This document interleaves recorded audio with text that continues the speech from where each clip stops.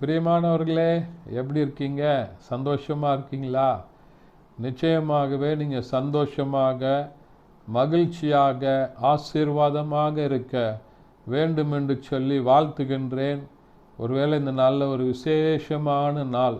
அது என்னன்னு சொன்னால், நம்ம எல்லாருக்கும் இந்திய திருநாட்டின் 76வது குடியரசு தின வாழ்த்துக்களை உங்கள் அனைவருக்கும் நான் சொல்லிக்கொள்கிறேன், வாழ்த்துகிறேன்.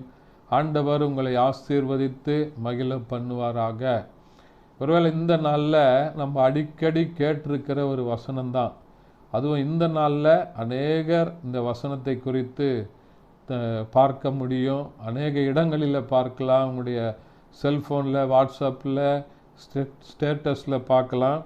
அதே வசனத்தை தான் ஆண்டவர் இன்றைக்கும் உங்களுக்கும் கொடுத்து ஆசீர்வதிக்க விரும்புகிறார். அது என்னன்னு சொன்னால், யோவேல் தீர்க்க தரிசன புத்தகம் 22ஆம் அதிகாரம் அதனுடைய 21வது வசனம்.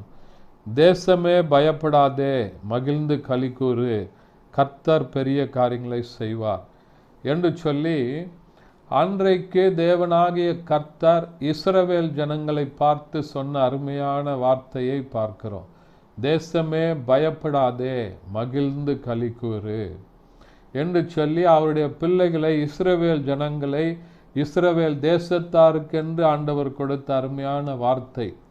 இன்றைக்கு புதிய ஏற்பாட்டில் யாரெல்லாம் இஸ்ரவேலர்கள் என்று சொன்னால், இயேசு கிறிஸ்துவின் இரத்தத்தினால கழுவப்பட்டு அவருடைய பிள்ளைகளாக இருக்கிற நீங்களும் நானும் இன்றைக்கு இஸ்ரவேலர்கள், ஆண்டவருடைய வம்சத்தார், ஆபிரகாமின் சந்ததியார். நம்ம மித்தமாக, உங்களின் மித்தமாக நம்ம இருக்கிற தேசத்தை கர்த்தர் ஆசீர்வதிக்கிறார்.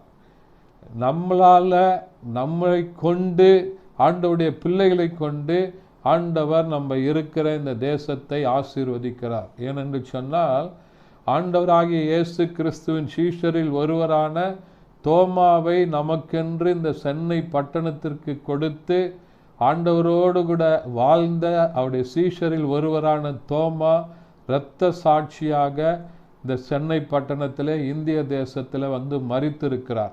அப்படிப்பட்ட பரிசுத்தவான்களுடைய இரத்தம் சிந்தப்பட்டிருக்கிற இந்த இடத்துல கர்த்தர் அந்த பரிசுத்தவான்களின் மூலமாக அதை தொடர்ந்து ஆண்டவர் எழுப்பி தந்த ஆண்டவருடைய பிள்ளைகளின் மித்தமாக, ஆண்டவருடைய பிள்ளைகள் ஊழியக்காரர்களின் மித்தமாக ஆண்டவர் நம்முடைய தேசத்தை ஆசீர்வதிக்கிறார்.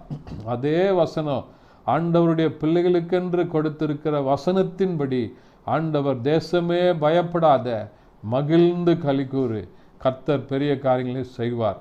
இந்த வருஷத்தில் 2025ஆம் ஆண்டில் ஆண்டவர் நம்முடைய தேசத்தில் பெரிய காரியங்களை செய்ய வேண்டும்.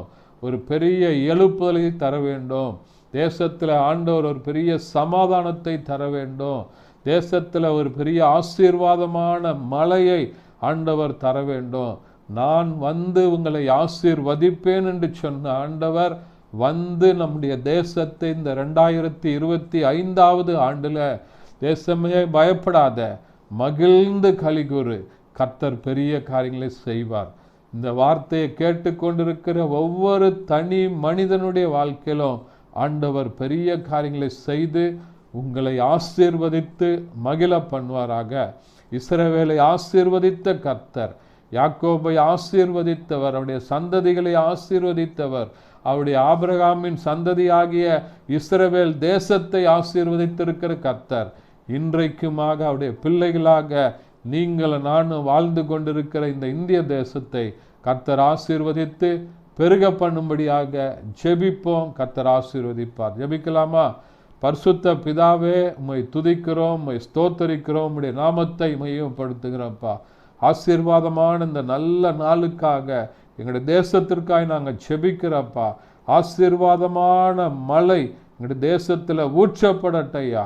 நான் வந்து உங்களை ஆசீர்வதிப்பேன் என்று சொன்ன ஆண்டவர், தேசத்தில் நாங்கள் கொண்டாடி கொண்டிருக்கிற இந்த நாட்களில் கர்த்தர் எங்களுடைய தேசத்தை ஆசீர்வதித்து மகிழ பண்ணுவீராக. இயேசுவின் நாமத்தில் பிதாவே, ஆமென். தேங்க்யூ. God bless you.